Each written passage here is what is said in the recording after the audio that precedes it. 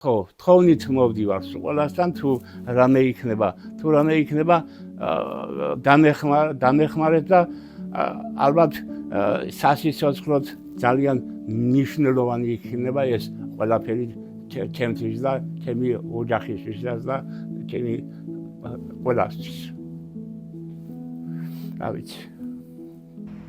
ტრაქტორისტი, კაცი რომელიც მთელ ოჯახს არჩენდა.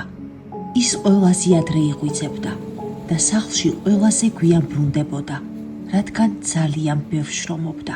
ამის მიუხედავად არასდროს წუწუნებდა, დახმარებას არასდროს ითხოვდა, მაგრამ ერთ დღესაც გაზაფხულზე ინსულტის შეტევამ ეს ადამიანი გააჩერა. მისი ცხოვრება მთლიანად შეცვალა.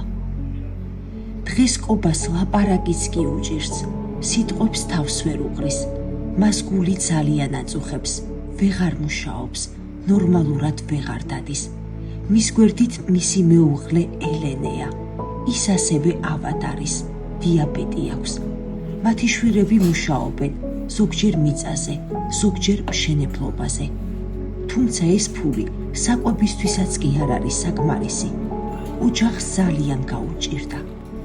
ის ძლიერი და ძალიან გულწრფელი ადამიანი ცხოვრებაში პირველად ითხოვს დახმარებას.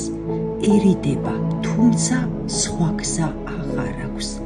მას ყოველთვიურად ჭირდება ძალიან ბევრი წამალი, რომ მისმა გულმა ფუნქციონირება გააგრძელოს. ამ წამლების ყიდვის საშუალება კი ოჯახს არ აქვს. მას ჩვენი იმედი აქვს. დავეხმაროთ ამ შრომელ და ალალ ადამიანს. დავეხმაროთ მის გულს, რომ ფეთქვა არ შეწყვიტოს. გადარიცხეთ ნებისმიერი თანხა ჩერნოვეცკის ფონდის ოფიციალური საიტის მეშვეობით.